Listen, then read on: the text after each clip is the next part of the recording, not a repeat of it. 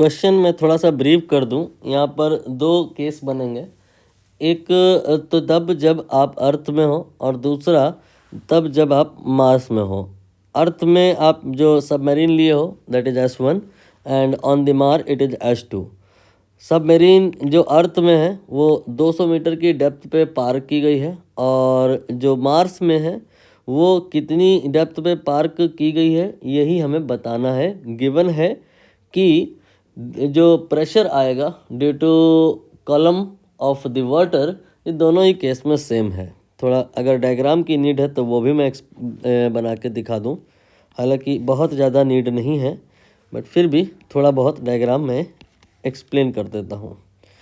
ये सी वाटर है, सही नहीं बना है, ये सी वाटर। चलिए ऐसे बना देते हैं, ट्राई करते हैं। ये सी वाटर हो गया। ठीक, सी वाटर दो केसेस हैं जहाँ पे कंसीडर किया जाएगा। केस 1 तब जब आप अर्थ में हो और केस 2 तब जब आप मार्स में हो। ये अर्थ हो गया और दूसरा वाला ये मार्स में हो गया। अर्थ में जब आप हो तो सरफेस से आप कितना 200 मीटर की गहराई पे आकर के एक सबमरीन है S1 उसकी पार्किंग करी है आपने।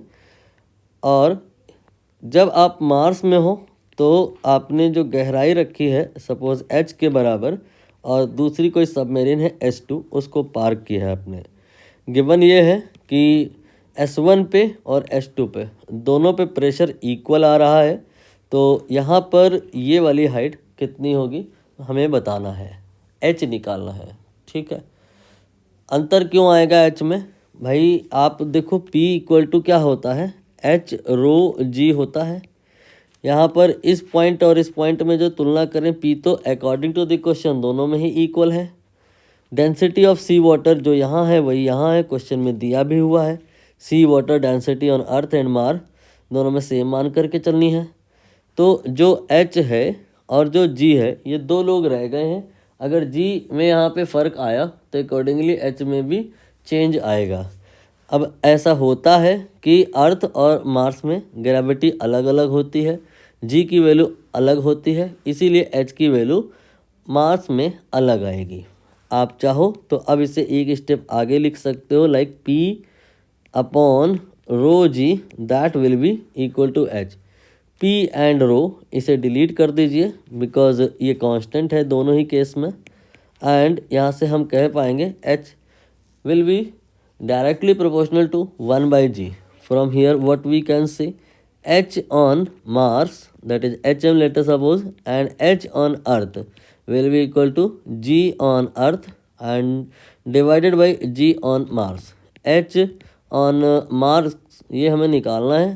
अर्थ पे जो हाइट है कॉलम का that is 200 एंड इसके बाद में G अर्थ पे जो होता है नोन होता है 9.8 होता है एंड मास पे जो ग्रेविटी है ये यहाँ पर इन्होंने अच्छी बात है कि दे दी है। सम टाइम ये हो सकता है दे न दी जाए, निकालना पड़े तो और मुश्किल हो जाएगा।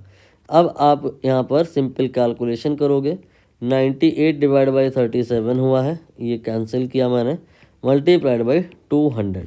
इसे आप सॉल्व करोगे तो 529 या अप्रॉक्सीमेटली 530 मीटर आ जाएगा। मतलब 200 मीटर का कॉलम जो प्रेशर यहाँ क्रिएट करेगा वही प्रेशर मार्स में 530 मीटर के कॉलम द्वारा जनरेट किया जाएगा। कॉलम लेंथ मास पे बढ़ जाने का कारण ये है कि वहाँ पर जो ग्रेविटी है, जो वेट है इस वाटर कंटेंट का उतना नहीं है। वाटर में मास तो ज़्यादा है लेकिन W बराबर mg ये जो वेट है ये नहीं बन पाएगा। इनफैक्ट अगर कोई ऐसा प्लैनेट हुआ जहाँ पे ग्रेविटी 0 हो गई तब तो इस 200 मीटर का जो कॉलम लेंथ है that will be balanced by infinite metre length of the column length. मतलब ग्रेविटी जितनी कम होगी हमें कॉलम लेंथ उतनी ही ज़्यादा चाहिए होगी। कुल मिलाकर के हम ये वाली बात पर स्ट्रेस दे रहे हैं। ज़्यादा होगी ग्रेविटी तो कम कॉलम से ही प्रेशर क्रिएट हो जाएगा, लेकिन अगर ग्रेविटी कम हुई तो आपको अधिक हाइट का कॉलम लेना पड़ेगा तब उतना प्रेशर क्रिएट हो पाएगा। यहाँ पे आप आंसर एक बार मैच करा लो। ये आपका 5:30 आ जाएगा।